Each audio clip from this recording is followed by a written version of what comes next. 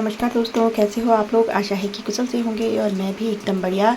तो भाई आसमान में हल्के हल्के बादल लगे हुए हैं दोस्तों, और सुबह सुबह का समय है। मैं जल्दी उठ गई थी आज, और सबसे पहले मैं आ गई थी यहाँ खेतों में सिंचाई करने के लिए, क्योंकि कल भी मैंने सिंचाई नहीं की, पानी नहीं आया था। तो भाई ये मिर्च की पौध हैं जो कि क्यारियों में ही इतनी बड़ी बड़ी हो गई हैं दोस्तों। तो बारिश ना होने के कारण दोस्तों हम इन्हें नहीं लगा पाए हैं खेतों में। तो चलिए जी, पूरे खेत की सिंचाई, बेलों की सिंचाई करने के बाद मैं चली गई थी अपने घर, और फिर नाश्ता वगैरह तो मैंने सुबह ही बना लिया था दोस्तों। घर की साफ़ सफाई कर दी थी, मैं तैयार हो गई थी और मैं जा रही थी धुआंधार।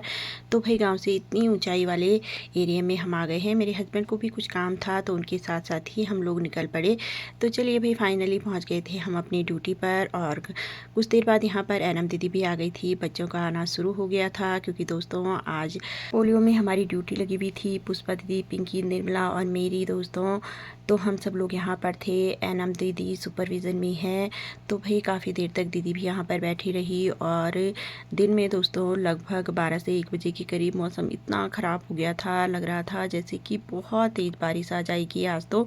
लेकिन आजकल मौसम कुछ ऐसा ही हो रहा है, लग रहा है बारिश आएगी लेकिन नहीं आई। तो चलिए भाई देखिए, अभी 4 बज रहे हैं और दिन में किस तरीके का मौसम था और अभी कितनी तेज़ धूप लगी हुई है।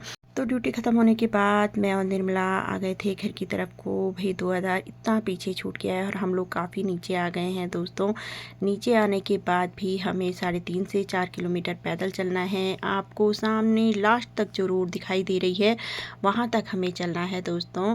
तो भाई चलते चलते हम लोग काफ़ी नीचे आ गए थे। प्रतीक्षालय में हम लोग थोड़ी देर बैठे, अभी भी हमें काफ़ी चलना था दोस्तों। गाँव में भी बच्चों को पोलियो पिलाया गया दोस्तों। हाउस टू हाउस विजिट किया गया, और जिस घर में बच्चे थे वहाँ बच्चों को पोलियो पिलाया गया। तो काफ़ी तेज़ धूप लगी हुई थी दोस्तों। गांव के बीच में हम लोग इस समय हैं, और आजकल गांव में मक्के की खेती हो रखी है, वो आप कई बार मेरी वीडियो में देख भी चुके हैं।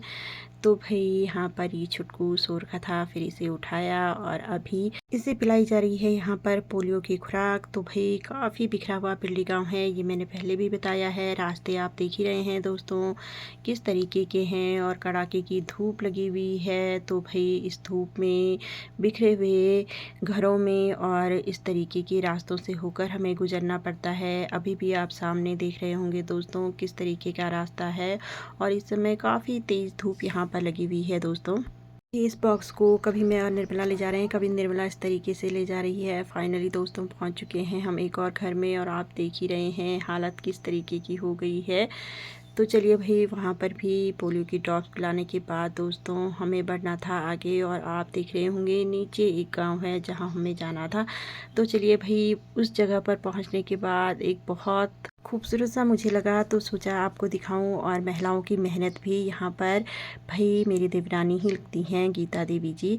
तो उनके यहाँ हमें पोलियो पिलाना था उनकी देवरानी के बच्चे को। तो उन्होंने ये टोकरियाँ बना रखी थी दोस्तों, जो कि गेहूं के डंठल से उन्होंने बनाई थी। वो बोल रही थी कि काफ़ी टोकरियाँ उन्होंने बना दी है, जो कि उन्होंने अपने आसपास पड़ोस में और रिश्तेदारों को भी दी हैं। इससे भी बड़ी उन्होंने टोकरियाँ बनाई हैं। तो चलिए भाई यहाँ पर इस बच्चे ने भी पी ली थी पोलियो की खुराक, और यहाँ पर ये मार्कर लगाया जा रहा है। इसके बाद बड़े हम अगले घर की तरफ को आगे। तो काफ़ी समय यहाँ पर लग गया था दोस्तों। ग्रामीण एरिया है दोस्तों, काफ़ी बिखरा हुआ क्षेत्र है। मैं सोच रही थी अगर ये ड्यूटी बाहर से किसी व्यक्ति की लगे तो सोचिए कितना मुश्किल होगा इन बिखरे हुए घरों को ढूंढना, उन घरों में बच्चों को ढूंढना। जबकि हम लोग गांव में ही रहते हैं, हमें पता होता है कौन सा घर कहाँ है, कितनी दूरी पर है, फ़ोन नंबर भी मालूम होते हैं, किस घर में बच्चे हैं ये भी पता होता है।